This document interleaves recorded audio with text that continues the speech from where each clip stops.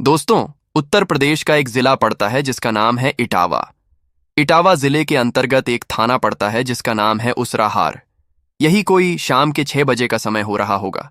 एक काफी मैला कुचैला फटा पुराना कुर्ता धोती पहने हुए 60 साल का बुजुर्ग किसान उस थाने पर पहुंचता है। उसके पैरों में चप्पल तक नहीं होते हैं। उसके पैरों में मिट्टियां लगी होती हैं और सर के ऊपर एक फटा पुराना मैला कुचला गमछा बांधे हुए होता है। उसे देखने के बाद ऐसा लग रहा था कि वो काफी मायूस था, काफी हैरान और परेशान था। उस थाने पर पहुंचने के बाद वो थानेदार के पास जाता है, दरोगा जी के पास जाता है और हाथ जोड़कर कहने लगता है, साहब माई बाप, मैं मेरठ का रहने वाला हूं और मेरे गांव वालों ने मुझे बताया था कि इटावा में सस्ते बैल मिल जाते हैं। मेरी थोड़ी बहुत खेती बाड़ी है और उसी खेती बाड़ी से थोड़ा बहुत पैसा इकट्ठा मैंने बैल खरीदने के लिए किया था। लेकिन यहां पर जैसे ही मैं आया, मेरा पॉकेट किसी ने काट लिया और मेरे पूरे पैसे ले लिए। साहब मेरा रपट लिख लीजिए और मेरी पैसे किसी भी तरह से लवा दीजिए साहब। वो हाथ जोड़ करके मिन्नत करने लग जाता है। दरोगा उसकी तरफ देख करके मुस्कुराता है और कहता है कि मैं कैसे मान जाऊं कि तुम्हारा पॉकेट किसी ने काटा है। हो सकता है तुमने पैसा फेंक दिया होगा, या हो सकता है कि तुमने शराब वगैरह पी करके कहीं इधर उधर पैसा कर दिया होगा और अब रपट लिखवाने की बात कर रहे हो।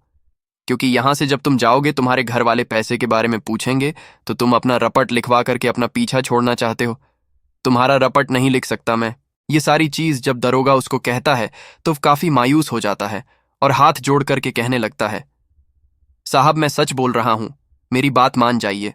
मैं बैल खरीदने के लिए आया था, लेकिन किसी ने मेरा पॉकेट काट लिया। अपने पॉकेट को दिखाने लग जाता है, लेकिन दरोगा फिर भी उसकी बात को नहीं मानता है और कहता है, मैं तुम्हारा बात नहीं मान सकता हूं और तुम्हारा एफआईआर नहीं लिख सकता। कोई भी रपट नहीं लिखा जाएगा, यहां से भाग जाओ। तुम दरोगा उस व्यक्ति को, बूढ़े व्यक्ति को भगाने लग जाता है और वह काफी मायूस होकर के और थाने से बाहर निकलने लग जाता है। तभी एक सिपाही उसके पास आता है और कहता है, दादा इधर आओ, रपट मैं लिखवा देता हूं दरोगा जी से बात करके, लेकिन आपको खर्चा बर्चा देना पड़ेगा। वो व्यक्ति उससे कहता है कि ठीक है साहब, आप मेरा रपट लिखवा दीजिए।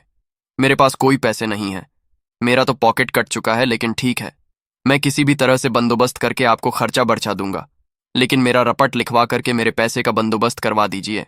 वो सिपाही कहता है कि ठीक है, वो तो बाद की बात है, चलिए मैं आपका रपट लिखवा देता हूं, लेकिन खर्चा बर्चा निकाल लीजिए। कुछ पैसे की डीलिंग होती है, कुछ पैसे लेन देन की बात होती है और उसके बाद वो सिपाही ले जाकर के और थानेदार के पास उस व्यक्ति को बैठा देता है और थानेदार से कहता है, साहब इसको सारी चीजें मैंने बता दिया है, ये व्यक्ति तैयार है देने के लिए, आप इसका एफआईआर लिख लीजिए। थानेदार वहां पर उस व्यक्ति को बैठा करके और उसका रपट लिखने लग जाता है। रपट लिखने के बाद उस पेपर को उसकी तरफ बढ़ाता है और कहता है, इसमें अपना साइन कर दो, साइन करोगे या अंगूठा लगाओगे।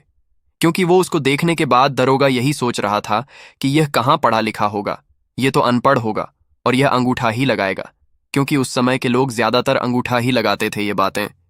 जैसे ही वो दरोगा उस व्यक्ति को कहता है, वो व्यक्ति कहता है, मैं साइन करूंगा। अपने पॉकेट से एक पेन निकालता है और उस पेपर के नीचे अपना नाम लिख देता है। उसके बाद जो वहां पर स्टंप पैड पड़ा हुआ होता है, उस पैड को अपने तरफ लेता है और फिर अपने पॉकेट से एक रबर की मोहर निकालता है और उस मोहर को उस साइड में डाल करके और उस पेपर के ऊपर स्टैंप लगा देता है, उस स्टैंप को। और उस सिग्नेचर को जैसे ही दरोगा देखता है, वो अपने चेयर से खड़ा हो जाता है। उसके हाथ पैर कांपने लग जाते हैं और उस थाने के अंदर हड़कंप का माहौल हो जाता है। सारे सिपाही इधर से उधर भागने लग जाते हैं। काफी अफरा तफरी मच जाता है। आखिर वो व्यक्ति कौन था जिसने अपना नाम लिखा था और अपना स्टैंप लगा दिया था, जिसे देखने के बाद दरोगा की हालत खराब हो गई थी। थाने के अंदर इतना अफरा तफरी का माहौल हो गया था। क्या बात थी, क्या कहानी था, इस सारी चीज को जानने के लिए इस वीडियो को लास्ट तक जरूर देखें दोस्तों। ये कहानी देश के एक ऐसे प्राइम मिनिस्टर की है जिनको किसान नेता के नाम से भी जाना जाता था, जिनका नाम शायद आप सबको पता होगा, जिन्हें चौधरी चरण सिंह कहा जाता था। एक ऐसे नेता थे, एक ऐसे प्राइम मिनिस्टर थे कि इनके पास अगर कोई किसान, कोई मजदूर या कोई गरीब व्यक्ति किसी भी तरह का, किसी का कोई कंप्लेन लेकर के चला जाता था तो उसका समाधान 100% ये निकालते थे। चाहे बेशक इन्हें खुद वहां पर पहुंचना होता था, लेकिन ये जरूर पहुंचते थे। हर विभाग में इनकी चर्चाएं थीं कि कहीं पर भी ये किसी भी भेष में पहुंच जाते थे, अपना भेष बदल करके और वहां जा करके और औचक निरीक्षण करने के लिए माने जाते थे। किसी भी व्यक्ति को पता नहीं चलता था कि कब यहां पर, कब किस जगह पर ये किस भेस में पहुंच जाएंगे, कुछ भी नहीं कहा जा सकता था। ऐसे ही एक बार कुछ किसानों ने इनके पास जाकर के कंप्लेन किया कि करते हैं, और रर किसान जाकर के बताते हैं कि साहब ऐसी ऐसी बात है कि हमारे यहाँ का एक थाना है जिसका नाम है उसराहार। वहां का जो थाना इंचार्ज है वह किसी भी तरह का कोई कंप्लेन अगर उसके पास लिखवाने के लिए जाते हैं तो लिखता नहीं है। किसी भी तरह का कोई दिक्कत परेशानी अगर एरिया में होता है तो उसको सॉल्व करने की कोशिश नहीं करता है, और अगर इसके पास अगर कोई जाता है तो उससे पैसे लेता है, पैसे मांगता है और काम कुछ भी नहीं करता है। ये सारी चीजें जब इनको बताया जाता है और उनको बता जाता है कि अब वो काफी परेशान कर रहा है, वहां के लोगों को, आमजन को काफी ये तकलीफ दे रहा है, हर व्यक्ति को बिना किसी गलती के ही उठवा करके और थाने में ले जाकर के बंद करवा देता है, टॉर्चर करता है। और कोई भी अगर उसके पास एफआईआर लिखवाने के लिए जाता है तो एफआईआर नहीं लिखता है और पैसे मांगने लग जाता है। काफी परेशान करके रखा है साहब, इसका कुछ कीजिए। चौधरी चरण सिंह कहते हैं ठीक है, आप लोग जाइए। उनको आश्वासन देते हैं कि बहुत जल्दी 1 हफ्ते 2 हफ्ते के अंदर ही आपके सारी समस्या का समाधान कर दूंगा, आप लोग जाइए यहां से। और जब वो लोग सब चले आते हैं, कहते हैं कि अगर प्राइम मिनिस्टर या चीफ मिनिस्टर को अगर कोई कंप्लेन किया जाए तो अपने नीचे के अधिकारियों को बताते हैं, और वहां से जिसके अंडर में जो काम आता है अपने विभाग को बताते हैं, और विभाग का जो अधिकारी होता है उसको सॉल्व करता है। लेकिन ये सारे काम अपने हाथों से करते थे। अगर ऐसा कोई किसान, कोई मजदूर या कोई गरीब किसी भी तरह का कंप्लेंट इनके पास लेकर जाता था तो नीचे के अधिकारियों को नहीं बताते थे। ये उस काम को देखने और करने के लिए खुद भेस बदल करके वहां पर पहुंच जाते थे। और ऐसा ही कुछ हुआ। इटावा में इनकी मीटिंग थी, इटावा में इनका कोई फंक्शन था, और वहां पर जब अपना काम करने के बाद, अपना जो भाषण वगैरह देने के बाद ये 6 बजे जब खाली होते हैं तो अपने लोगों के साथ जब ये जा रहे होते हैं, इनके साथ में पूरा ये मामला होता है। 15-20 गाड़ियां इनके पीछे लगी होती है, सबको रुकवा देते हैं और कहते हैं कि भाई मुझे कुछ काम है और इसके लिए मुझे एक कुर्ता धोती और कि पुराने किसी किसान एक गमछे की ज़रूरत है। एक व्यक्ति को भेजते हैं और वो व्यक्ति जाकर के एक किसान के घर से उसका फटा हुआ कुर्ता, फटा हुआ धोती गंदा और एक गमछा लेकर के आता है और इनको दे देता है। अपने सारे लोगों को वहीं पर वो कुछ दूर रुकवा देते हैं और कहते हैं यहीं पर आप लोग रुको, तकरीबन आधा 1 घंटे के बाद आप लोग इस थाने पर पहुंच जाना। मैं उसराहार थाने के पास जा रहा हूं। और कुर्ता धोती और गमछा लेकर के बिना चप्पल के ऐसे नंगे पैर उस उसराहार थाने में पहुंच जाते हैं। वहां पहुंचने के बाद सिपाही उनको रोकता है और कहता है कहाँ जा रहे हैं दादाजी, क्या दिक्कत है? फिर ये कहते हैं कि साहब मैं मेरठ का रहने वाला हूं और मैं यहां पर बैल खरीदने के लिए आया था। मैं एक छोटा सा किसान हूं। मैंने थोड़ा बहुत किसी भी तरह से पैसा इकट्ठा किया था बैल खरीदने के लिए, क्योंकि मेरे गांव वाले यहां से बैल खरीद करके ले जाते हैं। उन्होंने बताया था कि इटावा में काफी सस्ता बैल मिल जाता है, इसलिए मैं यहां बैल खरीदने आया था। लेकिन किसी ने मेरा पकेट काट लिया है, उसी का मैं रपट लिखवाने दरोगा जी के पास आया हूं। वो सिपाही कहता है ठीक है, अंदर जाइए। दरोगा जी बैठे हुए हैं। वैसे शाम का 6 बज रहा है, अब आपका रपट वगैरह तो लिखा जाएगा नहीं, लेकिन आप जाइए, मिल लीजिए। वो जाते हैं और दरोगा जी के पास जाकर के हाथ जोड़ करके विनती करते हैं और कहते हैं साहब मैं मेरठ का रहने वाला हूं। मैं यहां पर बैल खरीदने के लिए आया था, लेकिन किसी ने मेरा पकेट काट लिया साहब। मैं बहुत गरीब आदमी हूं, किसी भी तरह से एक एक पाई जोड़ करके और यहां पर बैल खरीदने आया था, लेकिन मेरा कोई पकेट काट लिया साहब। मेरा रपट लिख दीजिए और मेरा पैसा कहीं से भी बंदोबस्त करवा दीजिए, दिला दीजिए साहब। दरोगा उनकी तरफ देखने लग जाता है और कहता है कि यह सारी बातें करने की क्या जरूरत है? जो तुम कह रहे हो इसमें कोई भी सच्चाई नहीं है। मुझे पता है कि तुमने पैसा कहीं ना कहीं इधर उधर फेंक दिया होगा। तुम्हारी बातों में थोड़ी भी सच्चाई मुझे नजर नहीं आती है। कौन मानेगा ये बात को कि तुम्हारा पकेट किसी ने काट लिया है?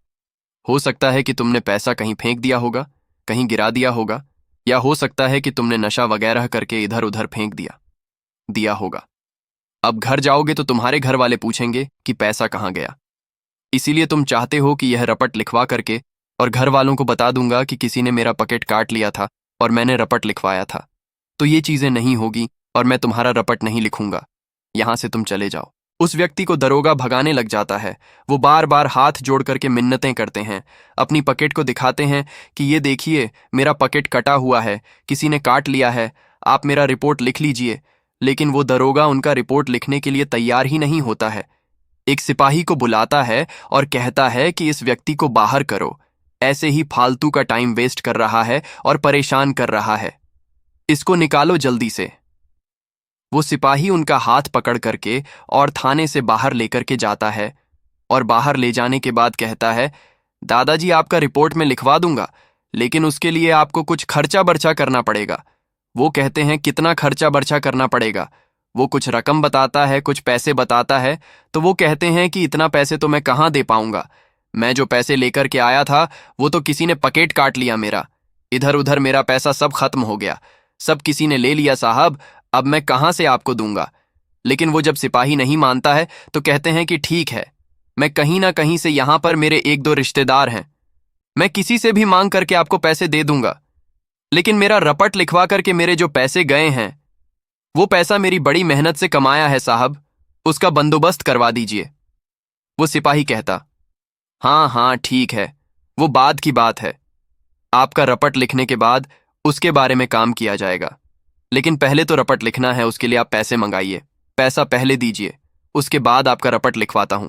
वो कहते हैं कि ठीक है, आप चलिए, रपट लिखवाए, मैं तैयार हूं। मैं तब तक थाने से नहीं जाऊंगा जब तक पैसा यहां आ नहीं जाएगा, जब तक आपको पैसे नहीं दे दूंगा तब तक नहीं जाऊंगा, मेरा रपट लिखवा दीजिए। उनके पास थोड़े बहुत पैसे थे, वो निकाल करके पैसे देते हैं और कहते हैं, लीजिए साहब और रपट लिख लीजिए। और फिर उसके बाद थानेदार जो होता है उनका एफआईआर लिखने लग जाता है। एफआईआर जब लिख लेता है उसके बाद उनसे कहता है कि हाँ बोलो, अब तुम इस पर साइन करोगे या अंगूठा लगाओगे। एफआईआर करके वो मुस्कुराता रहता है और सोचता है कि ये तो बुढ़ा आदमी है और गरीब आदमी है, फटे हाल आदमी है, ये पढ़ा लिखा कहाँ होगा कि साइन करेगा। तो उसके तरफ एक सिपाही जो स्टंप पैड होता है उनके तरफ ले जाके रख देता है और कहता है ये अंगूठा लगाओ। तभी वो कहते हैं कि नहीं, मैं अंगूठा नहीं, मैं साइन कर दूंगा। वो पेपर को लेते हैं और उस पर अपना नाम लिखते हैं और पूरा नाम चौधरी चरण सिंह जैसे ही लिखते हैं, इनके नाम को देखने लग जाता है थानेदार, और उसके बाद उस स्टंप पैड को लेकर के अपने पॉकेट से एक मुहर निकालते हैं और उस मुहर को उस कागज के ऊपर लगा देते हैं। उस पर लिखा होता है चौधरी चरण सिंह प्रधानमंत्री भारत। ये चीजें जैसे ही वो लगा देते हैं, अपना मुहर उसे देखने के बाद वहां पर दरोगा बैठ नहीं पाता, खड़ा हो जाता है। उसकी हालत खराब हो जाती है, उसके सिर से पसीने गिरने लग जाते हैं। और ये चीजें जैसे ही वहां पर जो सिपाही खड़ा होता है, धीरे धीरे पूरे थाने के सभी लोगों को पता चल जाता है और पूरे थाने में अफरा तफरी का माहौल हो जाता है। वो जो दरोगा होता है हाथ जोड़ने लग जाता है और कहता है कि साहब मुझे पता ही नहीं था कि आप हैं। और उसके बाद चौधरी चरणजीत सिंह जी उसको काफी उल्टी सीधी बातें सुनाते हैं और कहते हैं कि तुम ये क्या कर रहे हो, तुम्हारा काफी दिनों से मेरे पास कंप्लेंट था और उसके लिए मैं यहां पर आया हूं और तुम्हें रंगों हाथ पकड़ा हूं। तब तक वहां पर उनकी टीम के सारे लोग आ जाते हैं, सारी टीम आ जाती है, सारे लोग वहां पर पहुंच जाते हैं और जाते जाते वो उल्टी सीधी बातें को सुनाने के बाद वो कहते हैं कि ये जितना भी थाना है, ये थाना आज के बाद से इमीडिएट एक्शन से ये सस्पेंड होना चाहिए। पूरे थाने को वहां पर सस्पेंड कर देते हैं और उसके बाद वहां से वह चले जाते हैं। इस तरह के थे प्रधानमंत्री चौधरी चरण सिंह, जो किसानों के लिए, मजदूरों के लिए और गरीब लोगों के लिए कभी भी किसी भी भेस में पहुंच जाते थे और उनकी परेशानियों को सॉल्व करते थे। ऐसा प्रधानमंत्री आज तक हमारे देश में कोई नहीं हुआ है कि जो खुद भेस बदल करके और इन लोगों को उनकी जो सजा देना होता उसको सजा देते थे और गरीबों और किसानों का मदद करते थे। आपको ऐसे प्रधानमंत्री के बारे में क्या कहना है, कमेंट बॉक्स में जरूर बताइएगा। फिर मिलेंगे किसी और वीडियो में, तब तक के लिए नमस्कार। जय हिंद, जय भारत, धन्यवाद।